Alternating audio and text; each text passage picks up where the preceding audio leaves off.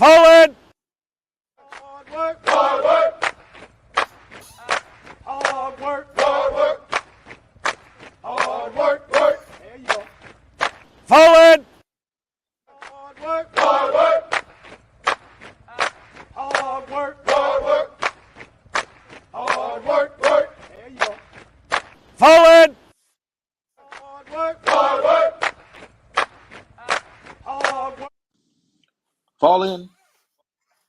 Hey, good morning, good morning, good morning, good morning. Y'all know what it is. It's me, your boy Trey, and welcome to First Formation Morning Sports Talk as we get to talking about sports and conversations, I guess you could say.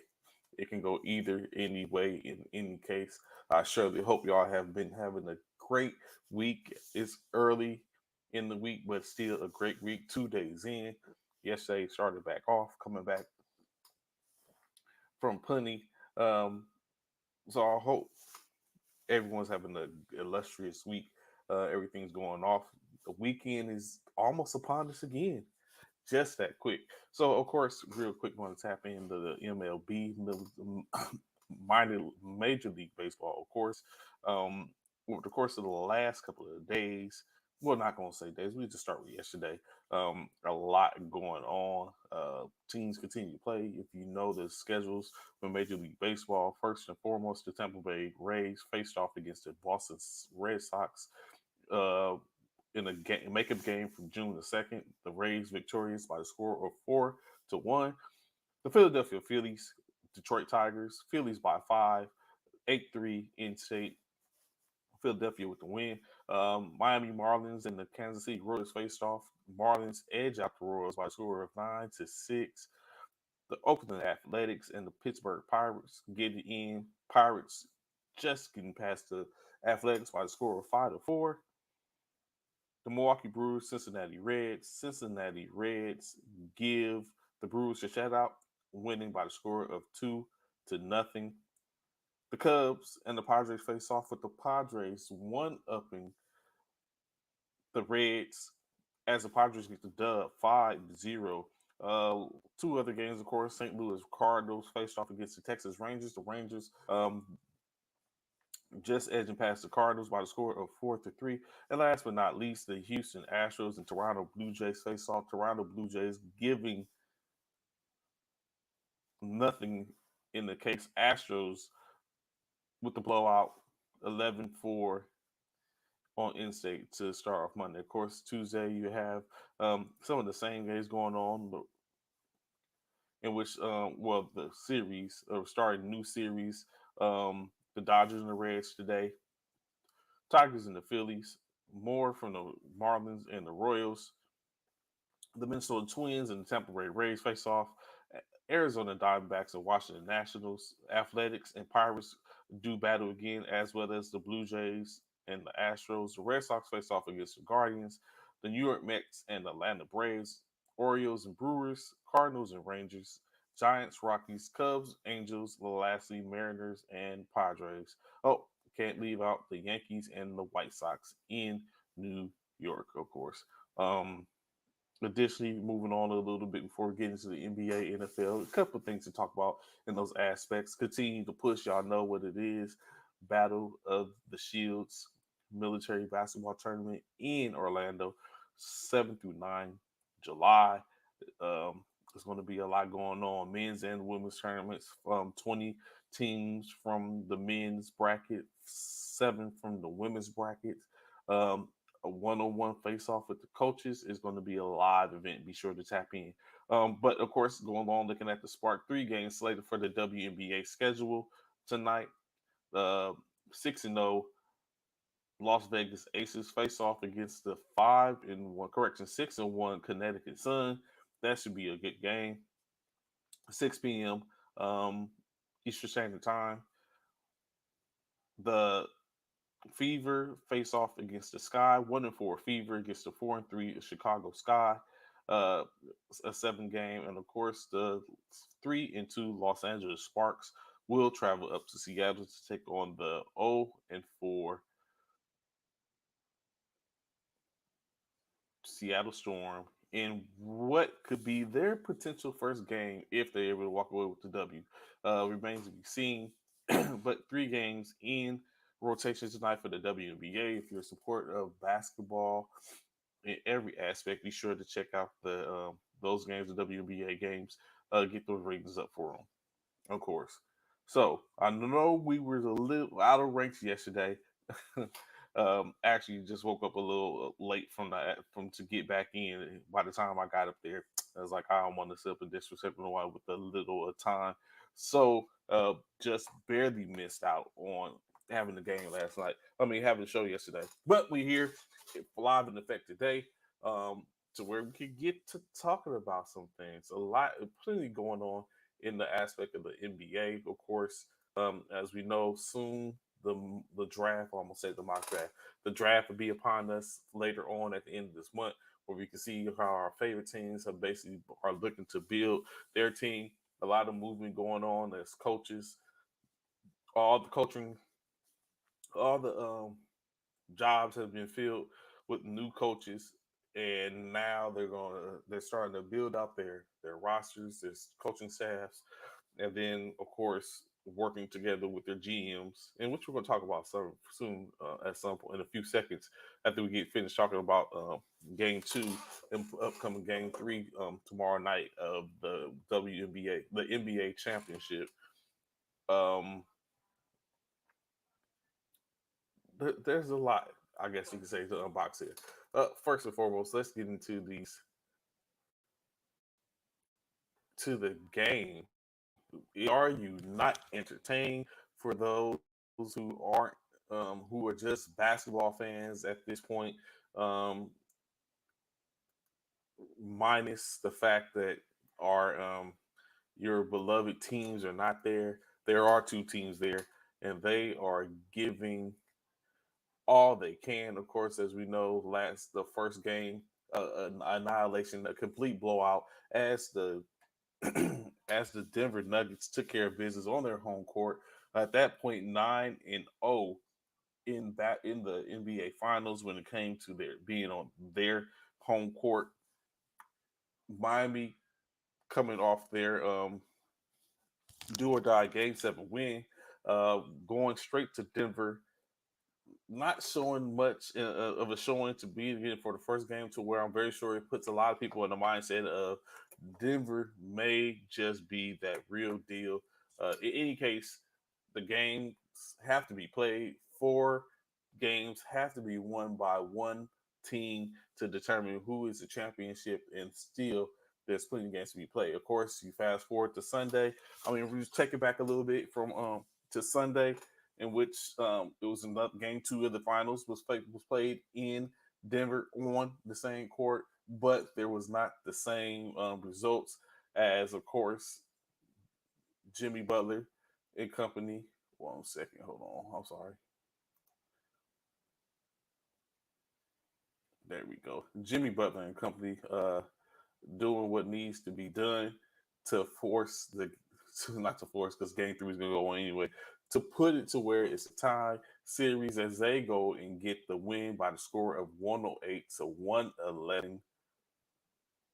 What's going on, TT? What's going on? Yes, terrific Tuesday without a doubt.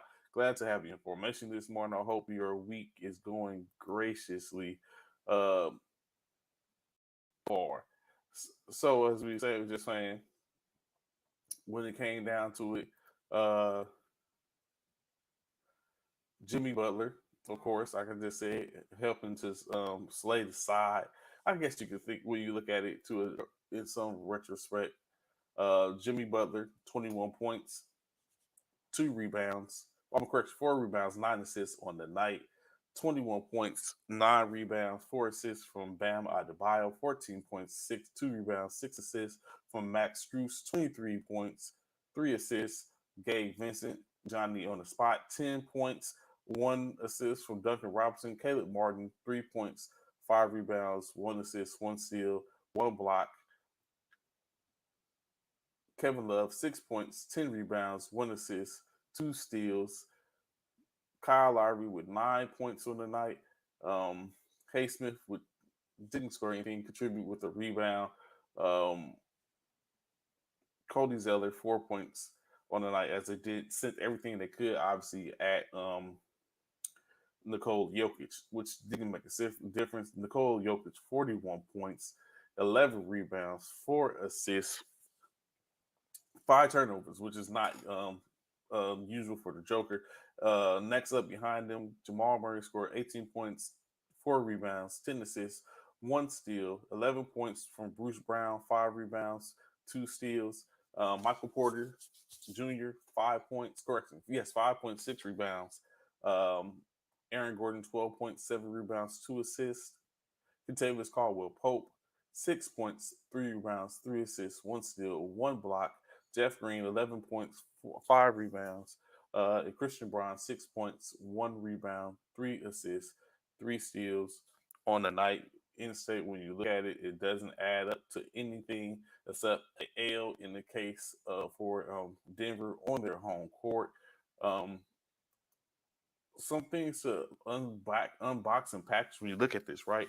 So first and foremost, when you look at it, the as I said earlier, the Denver Nuggets have been on a tangent, especially being at home. It has been the most best thing for them, the best team in the NBA when it comes to their home floor. Initially, like I said, 9-0 throughout the playoffs, being at home. Uh, But of course, that came to an end with this loss 111-108. Although it was a close game, it ended the game. Um, Jamal Murray did get an open look at the rim to get an opportunity to tie it. Well, it wasn't open. I guess it was contested. Jimmy Butler did play some good defense and contested, and basically put in this position down.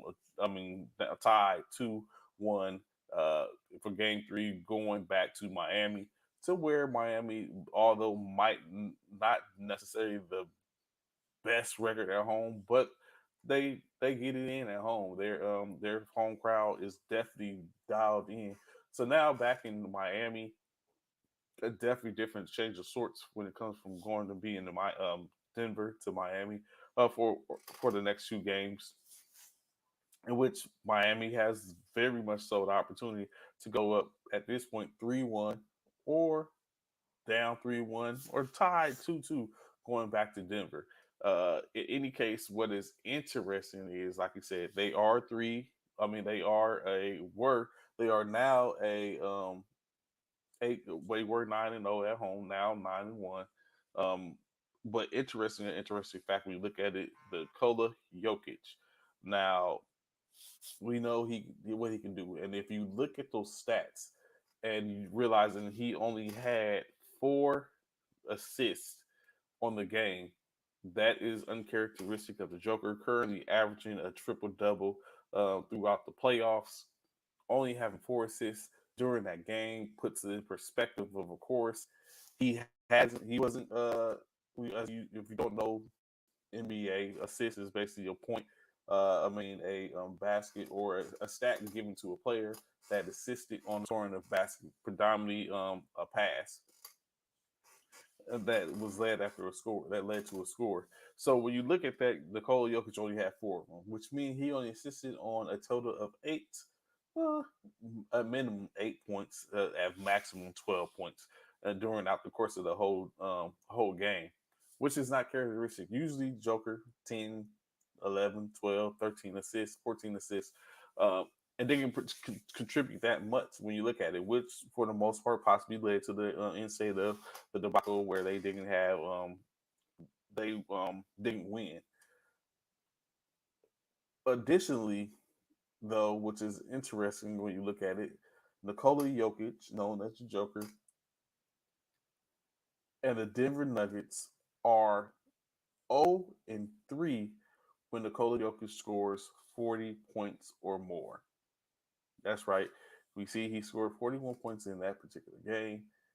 In the case of, but any game which he has scored over 40 points during these playoffs, the Denver Nuggets have not been successful.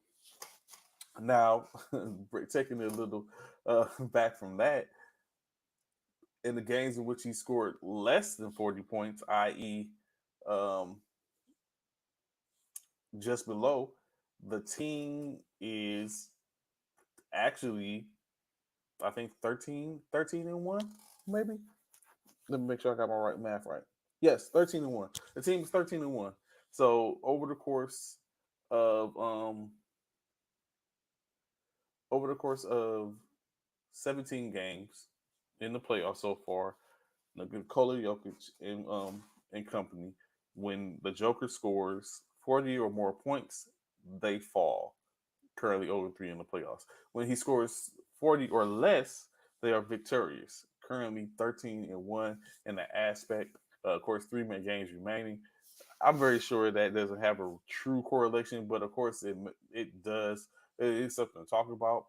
So going forth and having that idea, knowing those statistics, as you know, at some point statistics started to come was used, analytics was used highly in building teams, or analytics goes forth into for a lot of players, a lot of coaches, and when they come to the team, the aspect, knowing that as a player, as a coach, would you implore a system to where you keep said player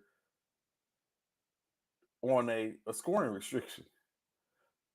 Of course, if they're cooking, I'm very sure you're gonna let them cook. Let's not stop that. Like I'm very sure if the stat was a Steph Curry scores 35 points or more, the team was 1-7 in the playoffs. But when he scores less than that, they're 5-0. If doing that, are you going to basically be like, all right, Steph, we don't need you to score more than 30 points?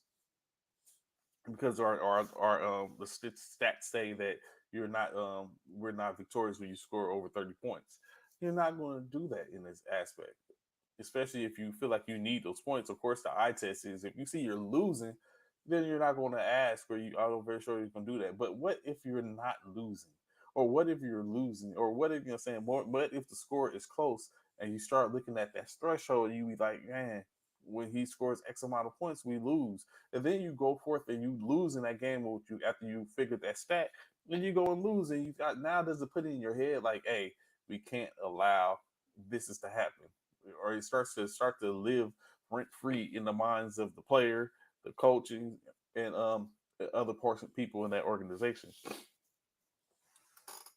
But do you, in the case of like you said with Nikola Jokic, do you ask that? What do you do in these situations? Of course, um, when you have opportunity for uh, you're standing down the barrel of a championship for your organization for the first time. One of the last expansion teams from the ABA to be put in position to win a championship. Uh, do you start pulling out all the stops? Of course, in retrospect, it's probably a little bit too early. We're only currently at 2 games in a best of 7 series, um, so technically tied. But going back to Miami, for I guess you could say the next 4 or 5 days to be in Miami. Um, no one's in danger. I guess this is going to, as televised, as said, it's going to be a tough series. Um, you got 2 different type of offenses. One is the get it out the dirt, get it from the mud type deep offense. Type team where if they wasn't expected to be there. Eighth seed currently, still holding on to that eighth seed, but currently in the NBA championship finals. What is it that you say? At some point, you have to do away. I think we talked about it the other day as we were talking about seeds, because there were some seeds during the Military Basketball Association's championship weekend. Um, there were some low seeds that made a huge jump with Fort what was it, Fort Campbell, which was seeded as a ninth seed, a 10th seed initially, gone to a ninth seed. They basically made it to the semifinal games with an opportunity to potentially go to the championship, although they fell a little short. And they were a low seed, number 9 or 10.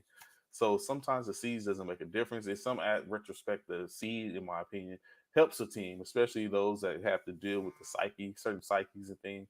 It helps those squads. It puts them in a position that gives them something to live for. Coaches something to use to galvanize the team and put it in position. No different for, I'm sure, the Miami Heat, who have that mindset of we're not supposed to be here. They're using that from when you hear the analysts talk and speak on it, saying they're not supposed to be there. It's not this. It's not that. And they use that. So we understand. We completely understand. But on retrospect, in state is every team is a professional basketball squad, and this is in state. Technically, the NBA championship is a tournament, and in that tournament, you get an opportunity to go to the losers bracket a couple of times before you are ousted, and it gives an opportunity to everyone that makes it to said tournament. So it's the best team during the series, and right now these two teams are tied. In state is all both the Denver Nuggets and the Miami Heat made it to the chip, and now we're witnessing what could be a tremendously good series.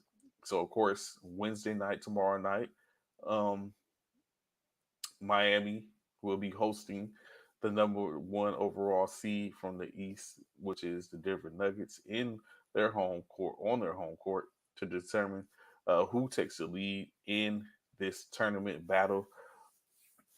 So but of course, we don't want to get too far ahead of that. We're going to talk about that tomorrow, tap in a little bit and see what we can speak about with Miami being able to take a 2-1 lead. In which, in that case, does that come in? Another type of psyche come in? Does a mindset come in to where at that point the Denver feel like they are on the clock? Do they start to feel the pressure being the number one seed from the West? It remains to be seen. So that is definitely something to we'll be able to talk about tomorrow, going forth, so we can see, get some analytics and a little conversation though.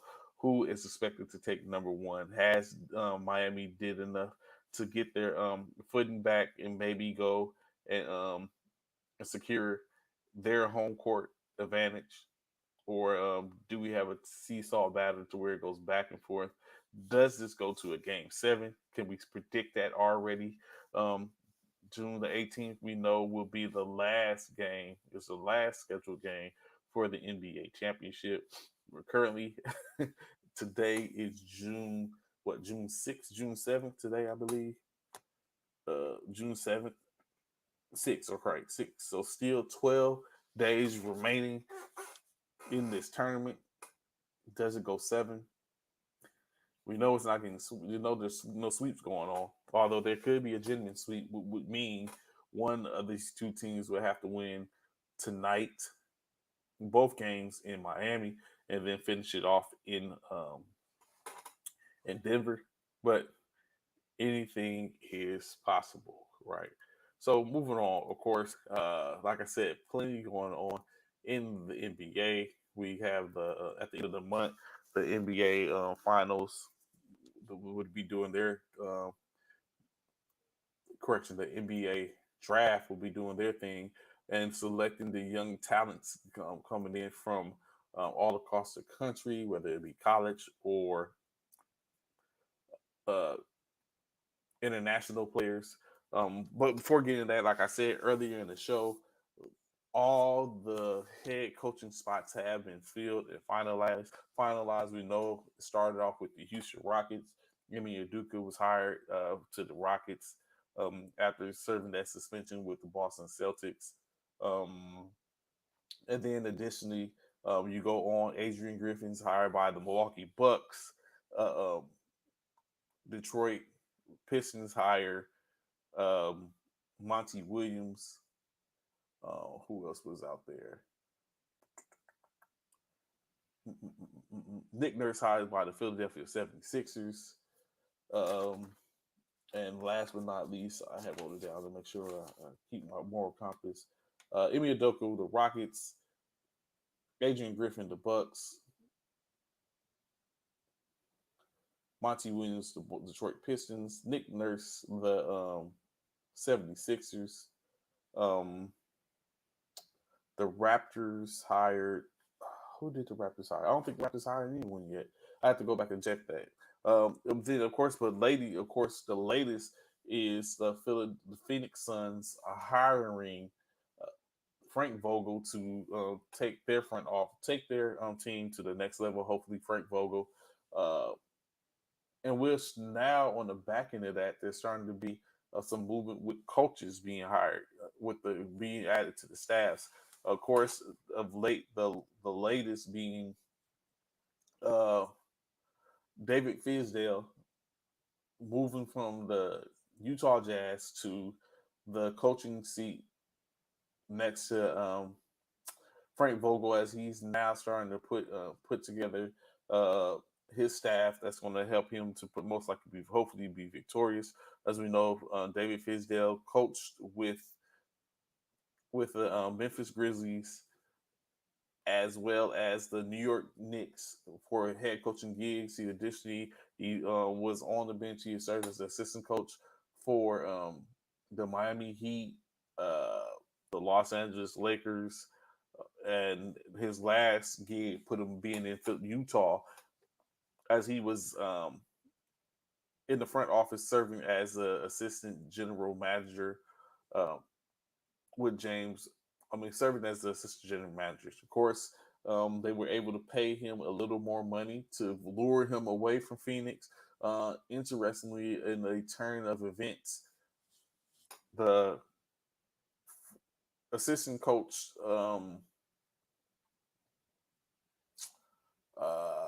it's on the tip of my tongue. Assistant coach Kevin Young, who was also up, he was up for the position as well. He put his name in the hat for the head coaching position. He has been labeled as the highest paid assistant coach in the NBA, making $2 million a year, as he is retained, as well as bringing in David Fisdale. So I can see, if you're looking at it, you can kind of see what's going on in Phoenix. They bring in Frank Vogel, which is probably not the most popular choice. Like I said, I thought they was gonna go with Kevin Young, keeping Kevin Young in the fray, but he isn't hired as the head coach. But however, he is retained at a premium amount, $2 million for a head coach. Assistant coach. And then they bring in Fisdale, who also they paid a penny for. That was a financial point in which Utah could not match to even retain. So Fisdale goes from being in the front office back to the bench to assist an old friend in assistant coaching, and then of course one of the candidates from that same coaching pool, given a premium price to stay on as the head coach. As an assistant coach. Maybe they're looking forward to building a culture in Philadelphia. In Phoenix. Continuity, it sounds like, trying to keep some type of continuity going forth.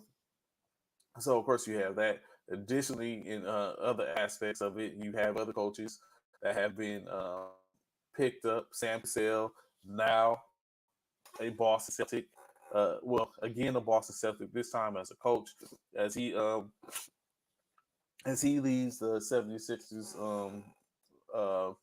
bench with Doc Rivers, of course. Maybe we're not sure if he would have been retained by Nick Nurse, but he go ahead and moves over to the Boston Celtics bench to assist Joe Mazzulla with his coaching. As we know, Emi Udoka, when he got hired by the Houston Rockets, he I ain't gonna say poached, because I'm very sure it was a decision made by those particular coaches, but definitely Ben Sullivan, Aaron Miles, as well as Mike Moser are going to be moving over, or have moved over, to Houston Rockets side of the NBA with Coach Udoka to assist there, which leaves some voids in Mazzulla's coaching staff. Of course, lead coach Damon Stoudemire left just at the beginning of the year, in March, to go be a head coach for the Georgia Tech basketball team. So now that puts him to where he needs to rebuild and retool his system. Of course, I'm very sure he has some young guys that's in the waiting that could be productive, but they want to put some type of veteran leadership around him, in which instead they're going to adding Sam Cassell and others.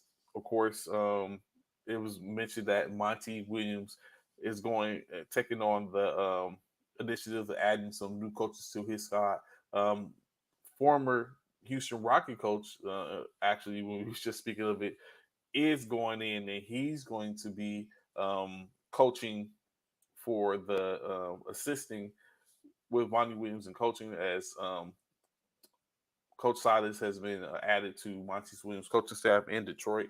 So maybe some to get some tutelage and add to give him another opportunity to get a coaching gig later on down the line. So of course these coaches are going in. It's interesting when you look at it. Not just the players, but the coaches as well being sought after to build those best rosters as possible. So moving on, taking a look at, as you know, the NBA, not the NBA, FIBA Basketball World Cup is amongst us this year, starting August 25th in Manila.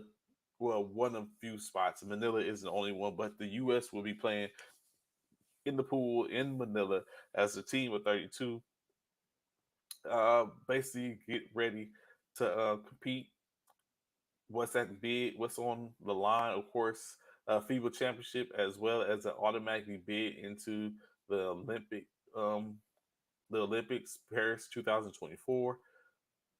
So when you look at this, the expectation is, of course, there's a uh, new individual at the helm of the Team USA Sports, that being Grant Hill now, as Colangelo has stepped down. Of course, there's a change of the guard. Coach K no longer the coach. He's been replaced. Steve Kerr is a replacement. And so, also, what seems to be afoot is we potentially can see a new set of faces in general. Now, of course, the expectation is some of these people, which I'm about to talk about, are not expected to be a part of Team USA when the senior select team that ends up going to play in Paris. I'm very sure that's going to be laden with some of the our brighter, best and brighter stars. But this team is, in my opinion, seen as being very um, important and key in the fact of the matter because they set the tone for US Team USA basketball. They'll put in a position to where uh, they can getting a gold medal eases the situation to where the USA gets automatic bid and doesn't have to worry about the competing for the most part um, after the fact. So already slated on the 12-man team for the FIBA tournament in Manila. Um, Anthony Edwards, Jared Jackson Jr., Austin Reeves, Tyrese Halliburton, Brandon Ingram, Mikal Bridges, Bobby Portis, and Jalen Brunson already committed to play for Team USA during the FIBA World Championship Cup in starting August 25th. So just a little 2 months, just under 90 days away. When you take a look at that, those particular players and that type of power, I think that could be competitive. I think that could be a competitive team. And they still have 5 slots to fill, in which I wonder what is which way will Grant Hill and company be going as they still look to edge out and finish out the rosters. Of course, when you take consideration, they have to look at the fact that they are not going to have certain players. You have certain players that's probably not going to play. It could be potentially some players that are in playing in the playoffs, playing the playoffs field. Does Jimmy Butler get an invite to come play on this Team USA squad? Of course, players like Jamal Murray and Jokic aren't going to get an invite because they're international players. Um, does Bam Adebayo get an invite? Um, of course, other people, Aaron Gordon, Michael Porter Jr., all those people looked at as well. Contavious Caldwell Pope, he's been very effective throughout the course of this the playoffs? Has he earned the opportunity to play on this team? So you got players that are still out there to fill out the 5-man slot or roster. I mean, the 5 remaining slots on the roster. After that, they compete, they come back, then you reset. Now you have something to think about again. We know Carmelo Anthony's retired, so of course he doesn't come into play. But of course, you still got things like Kevin Durant, Steph Curry, LeBron James, Anthony Davis, um, Damian Lillard. You have those players that are out there that potentially could earn uh, positions. Kawhi Leonard, Paul George, Russell Westbrook. Um, like, what can the potential team look like for the senior team? And that's basically what we're looking at currently. But in any case, you do have those 7 names that are dialed in, tapped in, ready to go. Um, in which that, in my opinion, that's not a bad team whatsoever. Bunch of young talent, grinders, of course. Um, of course, most interesting of the names, Austin Reeves earning his opportunity, but I'm very sure he's well deserving of that opportunity. Anthony Edwards, up and coming. Of course, we see that. Of course, in that we don't see on, and I'm very sure it's due to the past transgressions of which that of John Morant, um, and which is some other people when it comes to that. I think actually thinking of a roster does a player like Bane get an opportunity, shooters, you know what I'm saying, a premium. So we'll see if there's some more names to be added of, you know, saying that you haven't thought of initially. Bobby Portis might be another one. Jalen Brunson definitely played this way and made a difference. Now he gets the opportunity to lead the squad. Um, I, I we can see.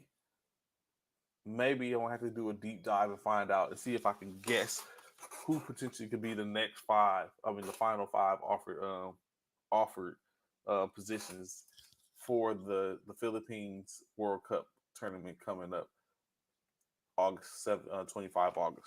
So of course we continue to be looking, tapped in, looking out to see who gets those final 5 spots to fill out that roster.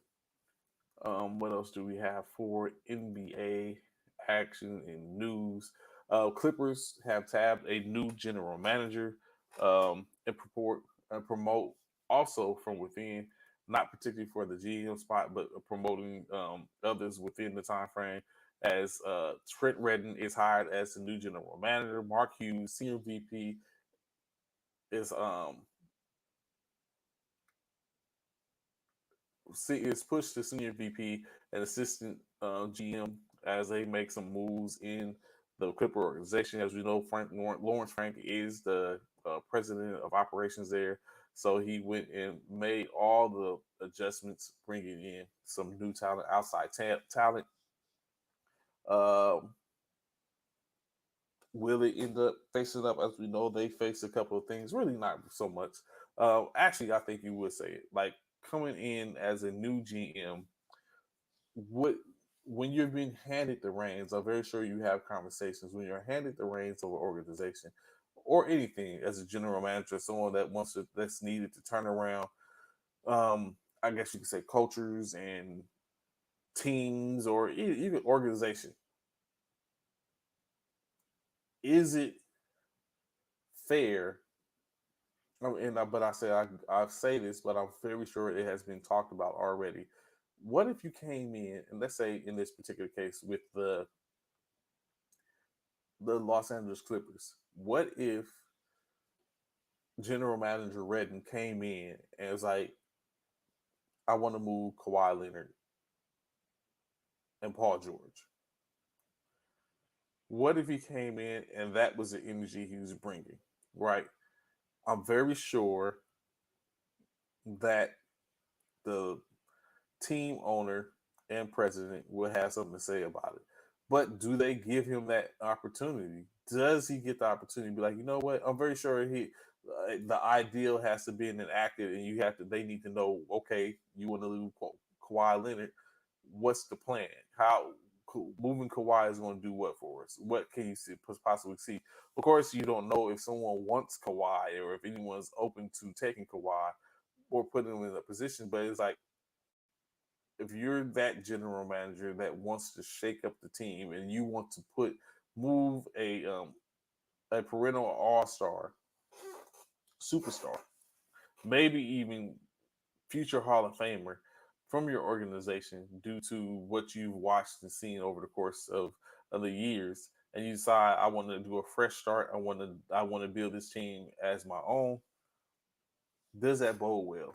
And if you don't, of course, you're not expected to be met with praise and stuff initially, unless you do something like win the championship in that first year.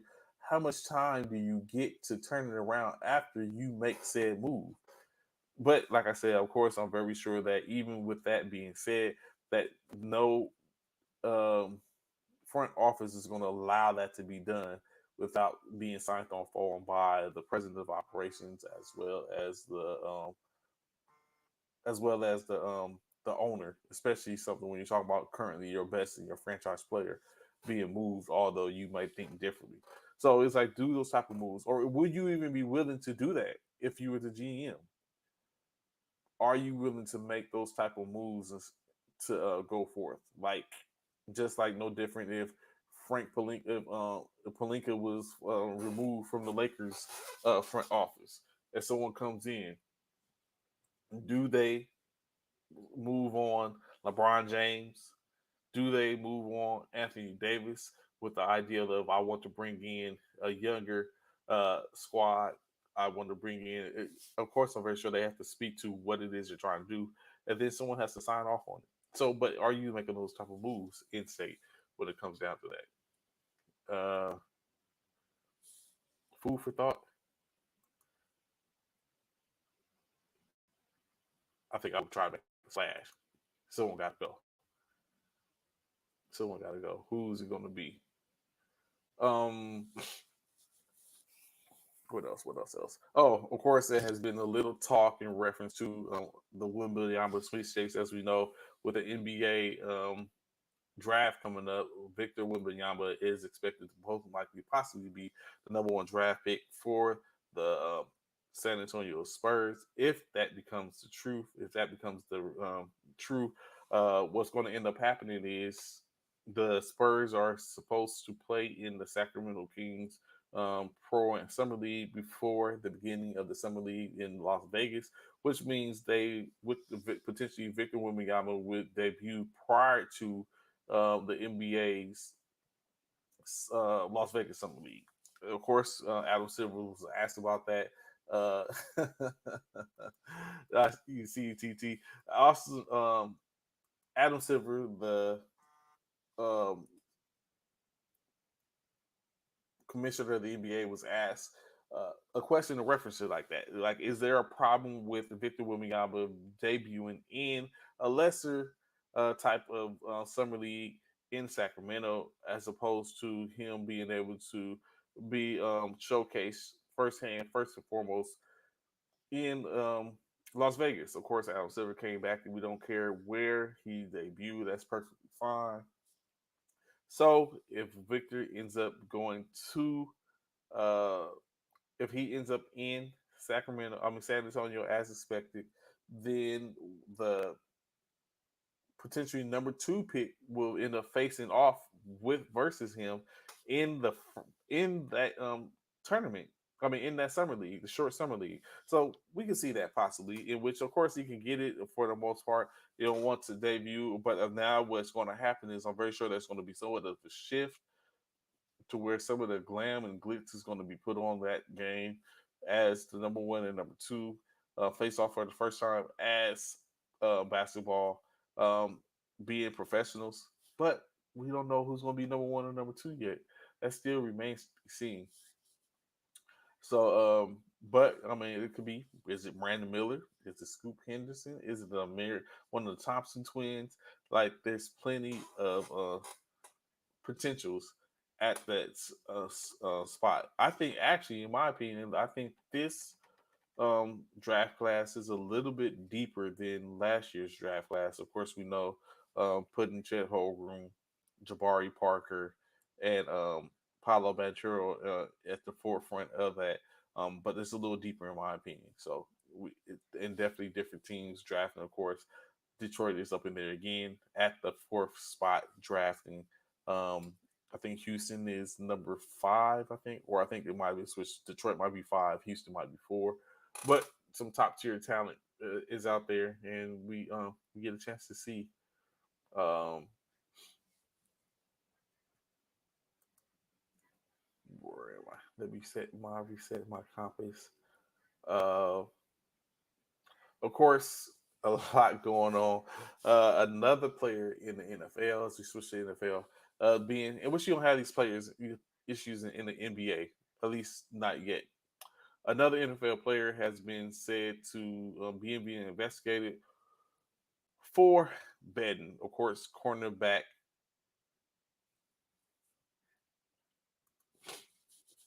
Excuse me. Cornerback Isaiah Rogers is under investigation as he gambled during the NFL season. As you know, players are not able to place bets on any team during the NBA season, during any of their NFL teams during the NFL season. Uh, so Rogers is being investigated for that. Um, it's tough, man. I mean, some people like to play parlays and get into that aspect, and I'm very sure there's a plethora of ways for them to do it. Maybe detected, undetected, but these I hope they're learning their lessons. Think about it. With Ridley, he was out a whole year due to the betting aspect of it. I'm so sorry. Excuse me. He was out a whole year due to for betting. Uh, you have what another 4 players that was caught just recently. One is out 6 games, half a year. Another's out a couple of years. One doesn't even have a job anymore. Like they are seriously cracking down in reference to these betting apps when it comes to the NBA player. They want to keep the integrity of the game intact. And so, with that being said, why even do it? Like, why? I, there's no need for it. But people are going to be people. It's not to say that they can't, and it's just stipulations. They can't bet at certain places. They can't bet at certain times. Not to say they can't bet if that's what they care to do. Tough sledding. Hopefully, it doesn't come out to be too bad. Maybe 6 games, a game or so, a year, maybe. Uh, but that comes up. Additionally, the Dallas Cowboys released wide receiver and Callaway from their roster and replaced him. Of course, Callaway was caught had a run in with the police with I think a DUI, which forced the him to be released. Let me make sure I got that information correct. Um, I know he was released. Just want to continue to make sure it was for the DUI. Oh, here we go.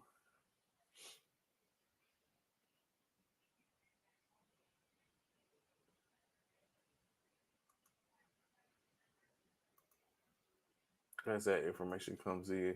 Uh, Additionally, as we get closer and closer to the NFL season, of course, remember the different viewing options now. Of course, you have now YouTube has the rights to the game NFL game ticket, so that's out there. You still have Prime that's showing the Thursday night games, a large slate of games, and then our usual Fox, CBS, and NBC, um, the affiliates showing the game, so you can catch and then of course ESPN with the Monday nights. So upcoming President Biden will be hosting the Super Bowl champions, Kansas City Chiefs, at the White House. Notice I said Super Bowl champions Chiefs, not the Eagles, um, who might never see another Super Bowl in the next 10 years. Um, of course, is it's a tradition, and I think we talked about before if a team will be willing to buck tradition due to certain thoughts and things. Of course, President Biden, uh, wife was looking for an option to get Iowa's people to the White House in reference after they won the championship. I mean, after they lost the championship, in which there was some angst made with that. It was a problem. So you when you look at that type of stuff, you had a bunch of people saying players from the LSU team who was deserving of the visit said they wasn't going. Uh, a lot ensued, in which now you put it back into here you go later on down the line. You're looking now the Kansas City Chiefs are expected to be there. Um, Instead is do you, if given an opportunity, not go to a traditional event as a team that's won the Super Bowl if your time permits? What will not allow you to go? What is it that you're going to say like, oh, I can't get to the White House to be celebrated for winning this championship? Is there anything to potentially do that? I wonder. I just asked that question. It just came to thought, came to mind. Um, if or why I wouldn't, if I was given an opportunity, why I wouldn't go the to be celebrated by the president and his cabinet for winning uh for winning the a Super Bowl or any of the major championships. Now, pushing on, right, going back into the land of e-gaming. EA Sports currently has a couple of candidates to potentially grace the cover of their beloved game, Madden Football.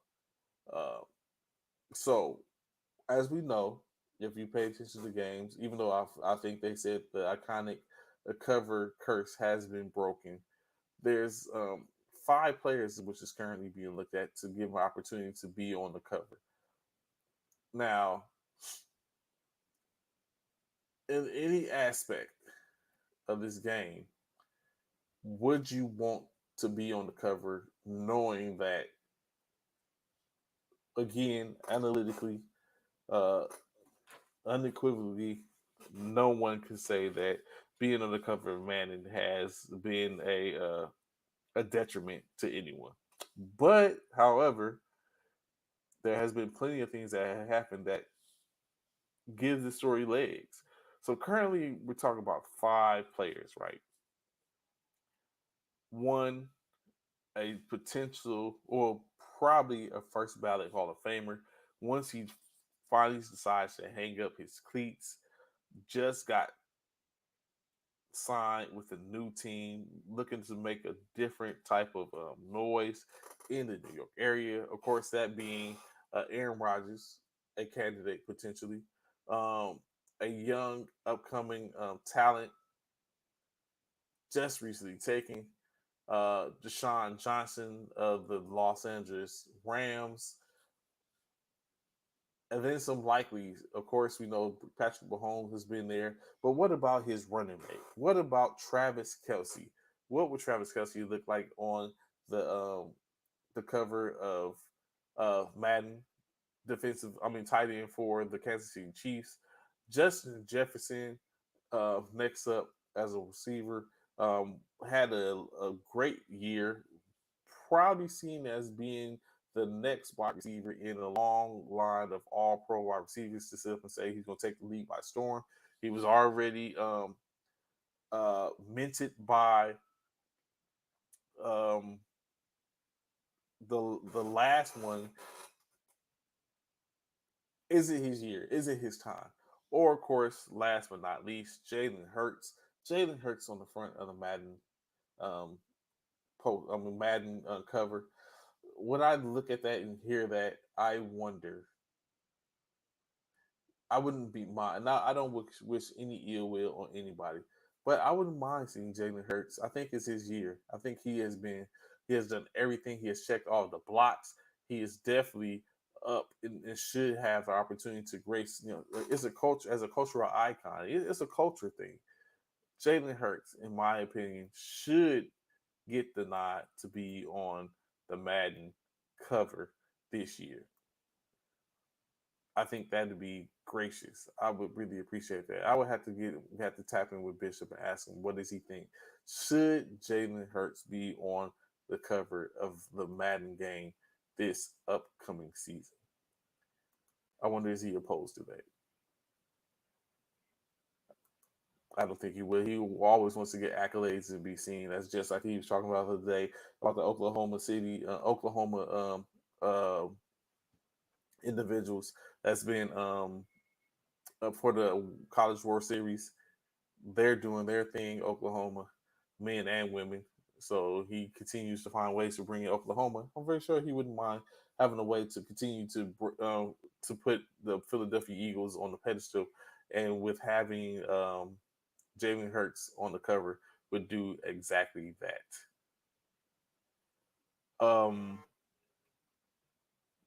So as I look at my time here today, we have been on 60 minutes roughly, um, in which as I get ready for some pending things to do, we're going to cut the show here for today. Of course, I greatly appreciate those who are able to tap in and watch. Y'all know coming back tomorrow, we're going to talk about the upcoming game 3 in the NBA Finals. I actually have more to talk about as in reference to NFL. Who is about to get paid next? Where we're going to take a look at in-depth look at who could be upcoming with getting their pockets filled. Some of these players already got a big payday. That's running it back now. Um, Speak on that. Maybe talk about uh, some more filling of the rosters for FIBA, or like I said, go forth and find out who probably could be some key candidates going forth. Might even take a swing at seeing who is going to be the the senior roster for Paris. So just um, be sure to be tuned in. I greatly appreciate y'all rocking with me this morning. I look forward to seeing y'all tomorrow. Y'all know what it is. Same time, same channel. This your boy Trey. I'm out here. Peace.